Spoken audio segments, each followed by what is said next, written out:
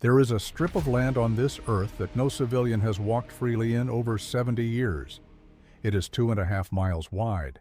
It runs for 160 miles across the Korean peninsula, cutting the land in half like a scar that never healed. On one side, South Korea. On the other side, North Korea. In between, silence. Deep, total, permanent silence. They call it the DMZ, the Demilitarized Zone. Do not let that word fool you. Demilitarized does not mean safe. It means the opposite. The DMZ is one of the most heavily armed borders on the planet. Millions of landmines sit just beneath its soil. Guard posts face each other across the darkness every single night. Soldiers on both sides stand watch with weapons loaded, fingers never far from the trigger. The tension never leaves. It has not left in 70 years. But the soldiers who have served there will tell you something. They will tell you that the landmines are not what they feared most. The guard posts across the wire are not what kept them awake. What kept them awake was something else entirely. Something that the Korean people have known about for a very, very long time. Its name is Dokkaebi. Say it slowly. Dokkaebi. In the Korean language, the word carries weight. It does not translate cleanly into English because the Dokkaebi is not cleanly anything. It is not a ghost. A ghost is the spirit of something that was once alive. The Dokkaebi was never human. It is something older, something that existed before humans gave things names. The earliest written records of the Dokkaebi appear in the Samguk Yusa, a collection of Korean historical and mythological texts compiled in the 13th century by the Buddhist monk Irion. But scholars believe the oral tradition is far older. Some place it as far back as the Goryeo Dynasty, which began in 918 AD. Others believe the Dokkaebi existed in Korean storytelling long before any dynasty, long before writing itself. What does it look like? That is where the stories become interesting. The Dokkaebi does not have one fixed appearance. Different regions of Korea describe it differently. In some accounts, it is short and thick, with wild hair and a heavy wooden club called a gnarled staff, the bangmangi, that it carries at all times. In other accounts, it is tall, unnaturally tall, thin in the wrong places. In almost every account, it breathes, loudly, steadily, like a sleeping man. That breathing is the detail that appears most consistently across the centuries. Scholars have noted it. Folklorists have written about it. Grandmothers in small Korean villages still tell their grandchildren, if you hear something breathing in the dark and you cannot see what it is, do not move, do not speak. The Dokkaebi is listening. The Dokkaebi is not purely evil. That is one of the things that makes it so unsettling. Pure evil is actually easier to understand. You know what it wants. The Dokkaebi does not follow simple rules. In some old stories, it plays tricks on travelers, harmless, strange tricks that leave people confused but unharmed. In other stories, it is something far darker. It attaches itself to a place. It watches. It waits. And sometimes, when the conditions are exactly right, when the night is deep enough, when a person is alone enough, when fear is already present in the air, it approaches. What does it do when it approaches? The old texts are not specific. That silence is intentional. Korean folklore scholars have written about this deliberate vagueness. Some things the old storytellers believed should not be described completely. To describe them completely is to invite them. There is one specific ancient account that has survived in remarkable detail. It comes from a historical record of the Joseon Dynasty, written sometime in the late 1600s. A night watchman in the city of Hanyang, what is now Seoul, wrote about an encounter at a city gate during his duty rotation. He described hearing breathing outside the gate, steady, human in rhythm, but not human in volume. Too loud, too regular. He called out, no response. He looked through the gate's viewing port. He saw nothing, but the breathing continued. He wrote that he did not open the gate. He wrote that every instinct he had as a trained watchman told him not to open the gate. He held his position until dawn. When the sun rose, the breathing stopped. He went outside. In the mud outside the gate, there were marks, not footprints exactly, marks where something had been standing, marks that suggested weight, significant weight. The night watchman was interviewed by his commanding officer. He gave his account. The account was recorded. It survived. It survived because it was not the only account that year. 3 other watchmen at different gates of the city reported the same thing within the same month. Same breathing, same silence when called out to, same marks in the mud at dawn. All 4 incidents happened in the same month of the same year. The records do not say which month. But Korean historians who have studied the pattern of Dokkaebi encounters across the centuries have noted something consistent. The encounters cluster. They happen repeatedly in the same locations, and they happen at the same time each year. The DMZ guard posts are not city gates in the 17th century. The soldiers who stand watch, they carry rifles, not spears. They have night vision. They have thermal imaging. They have radios and reaction forces and protocols for every possible threat scenario. And yet, for 60 years, they have been filing the same report, the same location, the same time of year, the same sound. Something breathing in the dark, steady, too loud, just outside the wire. And yet, despite all the training, all the technology, and all the weapons, not one of those soldiers ever found a rational explanation for what they heard. They never found one, because what was standing outside that wire was not something their training had ever prepared them for. This is the Frontline, and these are their stories. I'm Marcus Webb, and this is Frontline Stories. I want to be honest with you before we go any further. When the first account about the DMZ landed in our inbox, I almost didn't read it. I thought I knew what it would say. Soldier sees something strange in the dark. Strange thing turns out to be nothing. Story ends. I have read that story 100 times in 100 different countries. I know how it goes. But I read it anyway, and then I read it again. And then I sat very still for a moment, because something in it didn't feel like the others. There was a detail in it, one specific detail that I had seen before, not in another soldier's account, in a 17th century Korean historical record that most people have never heard of. That is when I knew this episode was different. That is when I started making calls. What you are about to hear stretches across 6 decades of service at one of the most dangerous borders on Earth. The men who sent us these accounts served years apart. They never met. They never spoke. They had no way of knowing what the others had reported. And yet the detail they all came back to, the one thing they could not explain and could not forget, was identical in every single account. Before we get to those accounts, I want to take you somewhere first. I want to take you to a guard post on the southern edge of the DMZ. The year is 2003. It is late autumn. The temperature has dropped hard and fast the way it does on the Korean peninsula when the season turns, not gradually but all at once, like someone flipped a switch. The ground is frozen. The air smells like cold metal and pine. 2 soldiers are sitting inside a small heated post, trying to stay warm, trying to stay awake, counting the hours until their relief arrives. Their names are not important right now. What matters is what they were talking about and what interrupted them. You ever had your mom's kimchi jjigae in winter? Like real winter, not Seoul winter, proper cold. I grew up in Busan. Every winter was proper cold. My grandmother made it with extra tofu. I don't know what she did to it. Nobody else's tastes like hers. Stop. I haven't eaten since 1400. You're going to make me lose my mind. 2 more hours, then we eat, sleep, done. Beautiful. You checked the east sector recently? Checked it 20 minutes ago. Nothing. Same frozen nothing it's been all week. Check it again. Why? Because I'm asking you to check it again. A pause. The sound of a chair shifting. Boots on a hard floor.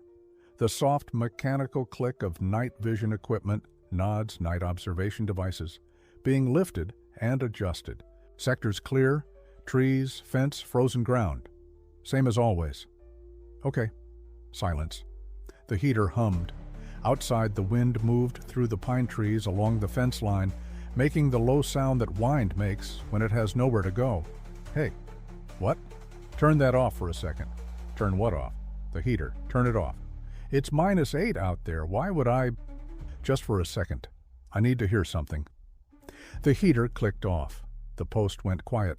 Cold started moving in from the corners of the room almost immediately, the way cold does when it has been waiting just outside. Silence. Then, from somewhere beyond the fence line, somewhere out in the dark of the DMZ itself, a sound, steady, low, rhythmic, like breathing. Not wind, not an animal, not equipment, breathing in, out, slow and heavy and absolutely completely regular, the way a person breathes when they are deeply asleep. Except it was too loud for sleep. It was loud enough to hear through a reinforced wall with the heater off and the wind present. Neither soldier moved. Neither soldier spoke. The breathing continued. In, out, in, out. One of them reached slowly for the radio handset on the desk beside him. His hand found it without him looking down. He did not take his eyes off the window. He pressed the transmit button. He did not say anything yet. He just held it, held the connection open. Because something in him, something older than his training, older than his uniform, older than anything the Republic of Korea Army had ever taught him, told him not to make a sound until he understood what he was hearing. He never fully understood it. Not that night, not in the years that followed. But he remembered it, every detail of it. The cold, the smell of pine and frozen metal, the exact rhythm of the breathing, the way his hand shook slightly when he finally pressed the transmit button and said, in a voice that was much quieter than he intended, "Duty NCO, Post 7, we have something at the wire. We need you to hear this." The following accounts were sent to Frontline Stories by real service members who served at guard posts along the Korean DMZ. What you are about to hear has never appeared in any official report. The men who sent these accounts did so because, after years of silence, they needed someone to know. I am glad they chose us. The first account was submitted by Sergeant First Class Jin Ho, Republic of Korea Army 1st Infantry Division. He writes, "I have never told this story to anyone outside my unit. My wife does not know it.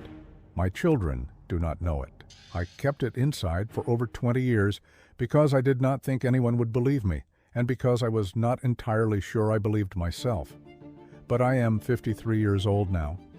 I have been retired for 6 years, and there are nights, still, after everything, when I wake up at exactly 0300 and lie completely still in the dark and listen. Just listen, the way I learned to listen at Guard Post Tango-Nine. I was 26 years old. It was November of 1999. I was serving my second rotation at a guard post on the southern edge of the DMZ, approximately 11 kilometers east of the town of Cheorwan in Gangwon Province. If you know that area, you know what the landscape looks like. Flat frozen rice fields to the south, then the fence, then the buffer zone, brush, pine trees, frozen mud, old wire, silence. Then nothing, just the DMZ stretching north, and somewhere beyond it, North Korea. My post that night was a 2-man observation position about 40 meters forward of the main guard post building, a small reinforced shelter, 2 chairs, a field radio, a mounted observation scope, nods, night vision goggles, a rifle. That was everything. My partner that rotation was a younger soldier, Corporal Dae-sung, good soldier, serious. He didn't talk much, which I respected. The temperature that night was minus 11 degrees Celsius, real cold.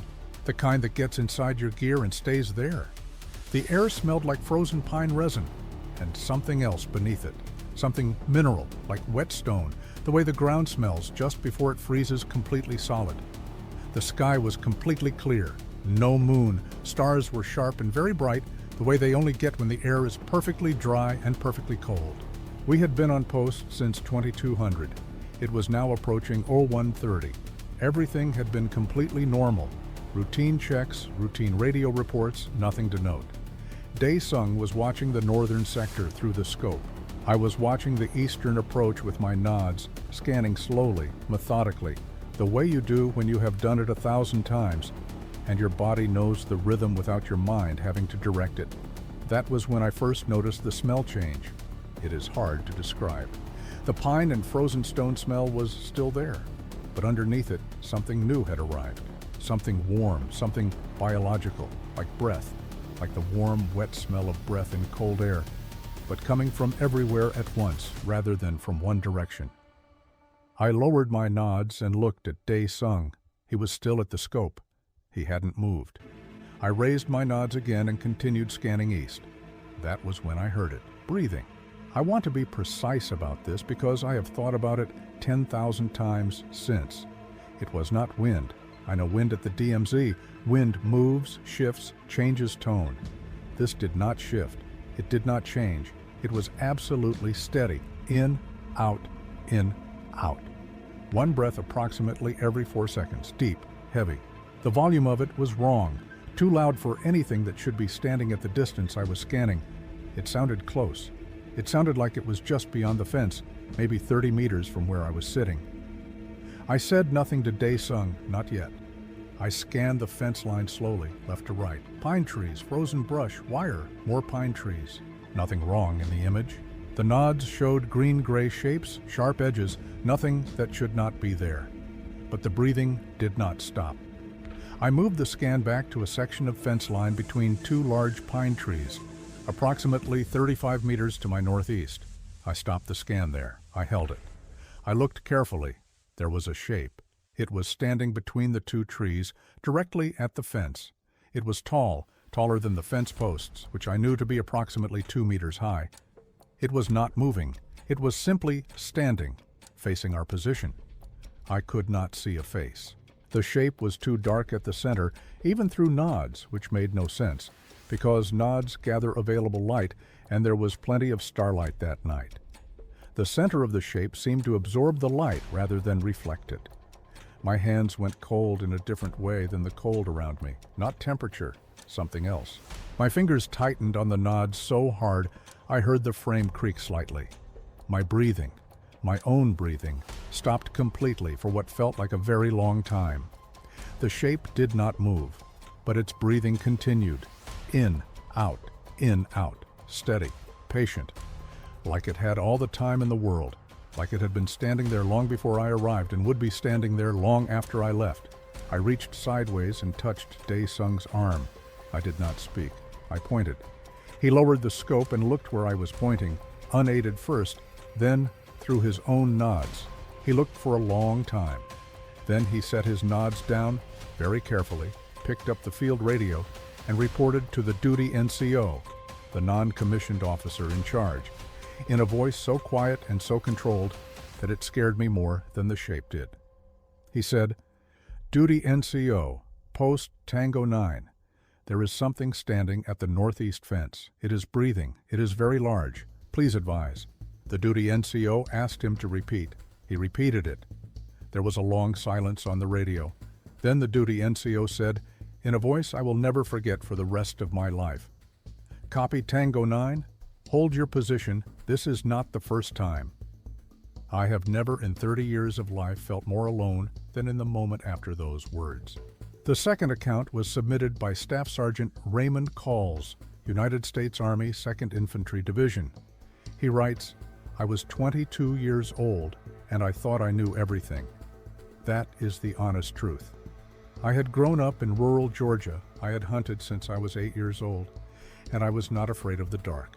I want to say that clearly because I need you to understand what it means when I tell you that what I encountered at Camp Greaves in November of 1978 is the only thing in my life, before or since, that made me genuinely afraid of the dark. Camp Greaves sat close to the DMZ in Gyeonggi Province.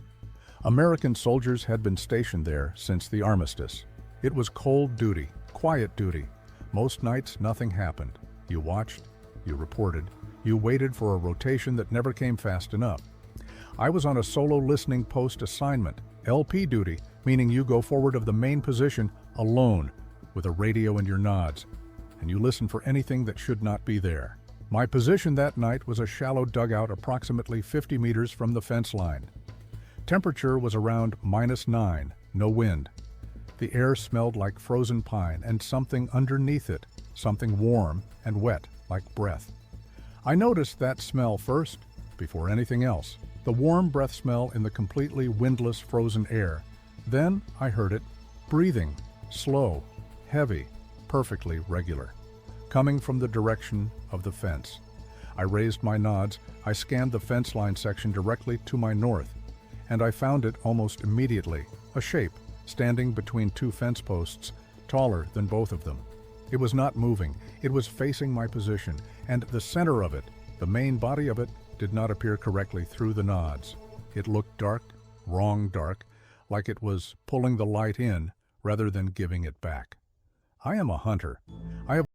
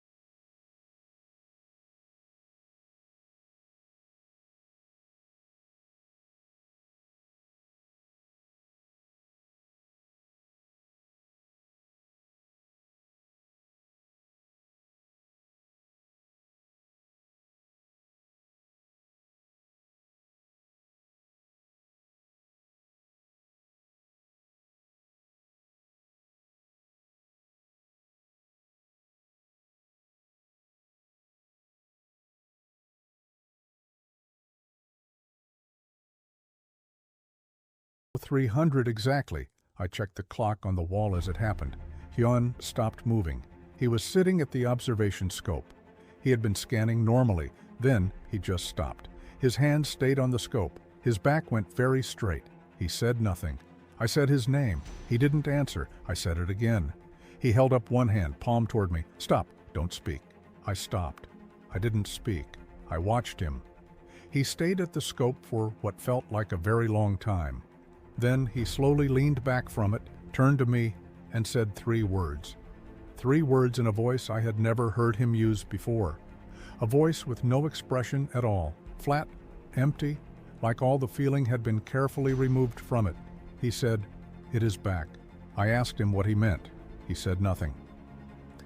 He picked up the duty radio and called the duty NCO. He said, "Post Echo 4, the breathing is at the northeast sector. Please log the time." He paused. Then he added one sentence that I have never been able to stop thinking about.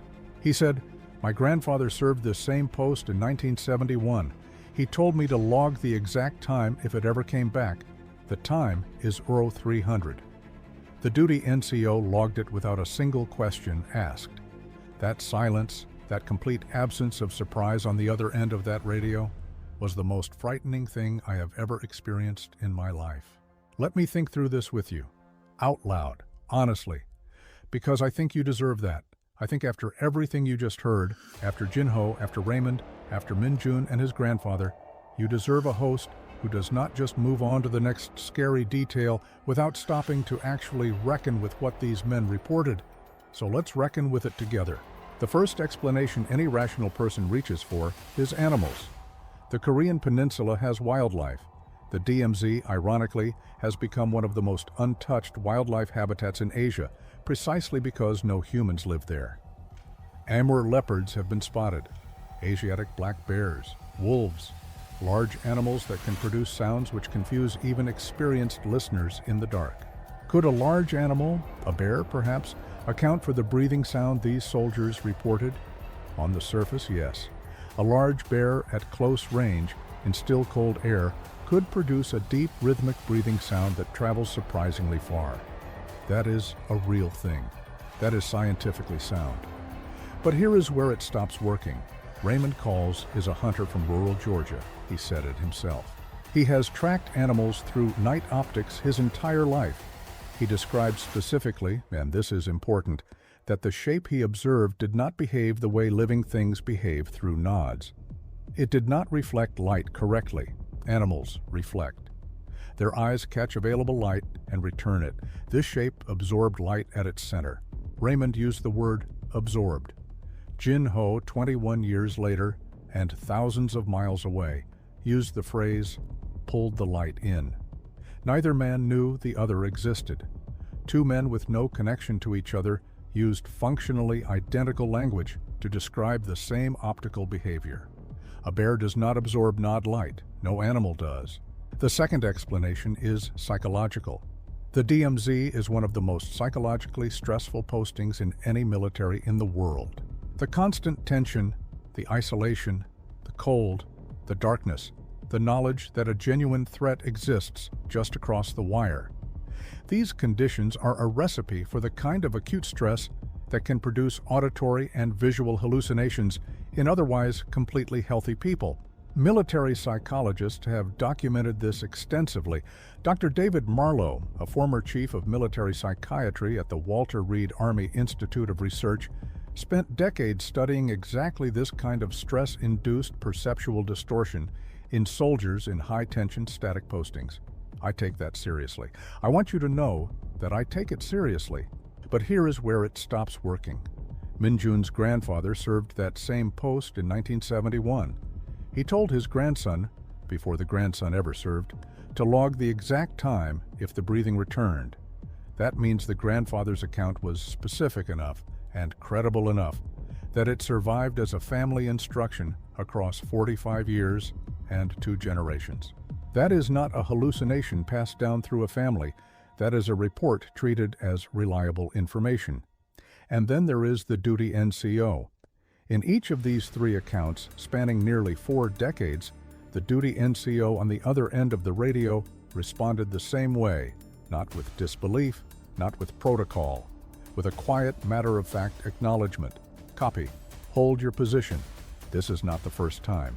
Write it up. You won't be the last. Log the time. That pattern is what stops me cold. Hallucinations do not generate institutional memory. Individual soldiers experiencing stress-induced episodes do not produce a consistent command-level response culture that spans decades. Someone, many someones, over many years, took these reports seriously enough that the response became automatic, became trained, became the thing you say when a soldier calls in the breathing at the fence. I reached out to Dr. Sujin Park, a cultural anthropologist at Yonsei University in Seoul, who has spent 15 years studying military folklore along the DMZ corridor. She told me something I have not been able to stop thinking about. She said that among ROK Army veterans, accounts of the breathing at the fence are so common and so consistent that within certain units they have a specific informal term for it. She declined to tell me the term on the record, but she said, and I am quoting her directly here, that it is treated by veterans not as a ghost story, but as a known feature of that landscape. The way a sailor knows certain waters are rough. The way a mountain climber knows certain ridges collect bad weather, a known feature of the landscape. Think about what that means. These are trained soldiers, rational men operating in an environment that demands absolute precision and clear thinking. And across 60 years of service, they have collectively arrived at the conclusion that something is there. Not always, but reliably. In November, at the northeast fence sections, at or around the 300. I do not know what it is. I want to be honest with you. I genuinely do not know. I have read every rational explanation available, and every one of them breaks down on at least one specific detail from these accounts. What I keep coming back to is this. The Dokkaebi in Korean tradition is not described as violent. It is described as present, watching, attached to a place across enormous stretches of time. The DMZ has existed for 70 years, but the land it sits on has existed for thousands. Whatever memory that land holds, whatever presence it may carry from centuries of war and death and human suffering on that peninsula, did not begin when the armistice was signed in 1953. Maybe what these soldiers encountered is not a threat. Maybe it is something older than threat, something that existed before we had words for what it was. Or maybe it is simply something we do not have the right instruments to measure yet. I do not know. And I think, if we are being truly honest with each other, neither do you. That question is yours to keep now. I am sorry. I am not sorry. I want to step away from the story for a moment, just for a few minutes. I want to talk to you like a real person, because that is what you are, and that is what I am. And I think sometimes this format, the music, the narration, the careful build of tension, can make you forget that there is just a human being on the other side of this microphone who genuinely means what he says. So here is something real. When I was 17 years old, my grandfather sat me down at his kitchen table in the middle of winter and told me a story. My grandfather was not a military man. He was a farmer. He had spent his entire life working the same land in a small town in northern England that most people have never heard of and will never visit. He was not a man who talked about himself, not a man who talked about feelings. 30 years of watching him, and I could count on one hand the times he had said anything personal. But that night he told me something. He told me that when he was young, younger than me at the time, he had been walking home across the fields very late one November night. He had stayed too long at a friend's house, and the walk home was long and the dark was complete. No moon, no street lights, just fields and hedgerows and cold air. He said he became aware, about halfway home, that something was walking parallel to him on the other side of the hedgerow. He could not see it. He could hear it, a steady, heavy sound, rhythmic, like breathing, but too loud and too slow. He stopped walking. The sound continued for a moment, then it stopped too. He started walking again. The sound started again. He did not run. He told me that very clearly. He did not run because something told him that running would change the nature of whatever was happening. So he walked, steadily, looking straight ahead, all the way home. He went inside, locked the door, and never walked that route at night again. He had never told anyone that story, not my grandmother, not his children. He told it to me. I still do not know exactly why he chose me. And then he stood up, put the kettle on, and never mentioned it again. I thought about that story constantly while I was putting this episode together. I thought about the hedgerow and the November dark and my grandfather's steady walk and the sound that matched his pace. I thought about Jin Ho and Raymond and Min Jun's grandfather, all of them standing or sitting in the cold with something breathing just beyond what they could clearly see. I thought about how many people, across how many centuries, have had that same experience, that specific experience. Something present in the dark, breathing, patient, not attacking, just there. I don't know what my grandfather heard that night. I don't know what any of these soldiers heard. But I know that my grandfather was the most grounded, practical, unsentimental man I have ever known, and it was enough to make him change his route home for the rest of his life. That means something. I don't know exactly what, but it means something. I want to say thank you, not in the automated way, not the way you say it at the end of a transaction. I mean it, genuinely. The people who listen to this show, you specifically, the person hearing this right now, you are why this exists. You are why I spend weeks researching these stories and checking these details and losing sleep over getting the history right. You are why this matters to me. You are not a subscriber count. You are not a metric on a dashboard. You are a person who chose to spend 45 minutes with these stories and with these soldiers and with this strange, uncomfortable question that has no clean answer. That choice means a great deal to me, more than I know how to properly say. Before I go, a quick word about today's sponsor, BetterHelp. I want to tell you why I actually mean this one. When I was deep in the research for this episode, reading account after account from veterans who had carried these experiences silently for decades, men who said things like, "My wife doesn't know this story, and I kept it inside for 20 years. What struck me hardest was not the supernatural element. It was the silence, the weight of carrying something alone because you don't think anyone will believe you or understand you. That weight is real, whether what you experienced was paranormal or not. BetterHelp connects you with a licensed therapist online, on your schedule, from wherever you are. If you are carrying something heavy right now, something you haven't said out loud to anyone, please consider it. Visit BetterHelp.com/frontline for 10% off your first month. You don't have to carry things alone. To the team who made this episode possible, the researchers, the editors, the people who check every historical detail and push back when something isn't right, thank you. This show is yours as much as it is mine. And to Jinho, wherever you are tonight, to Raymond, to Minjun, and to his grandfather who served that frozen post in 1971 and came home and told his family what to do if it ever came back. Thank you for trusting us with your stories. We did not take that trust lightly. We never will. Stand easy, gentlemen. You've done your watch. May God be with each and every one of you, no matter what you are dealing with. This is the Frontline, and I will see you in the next episode.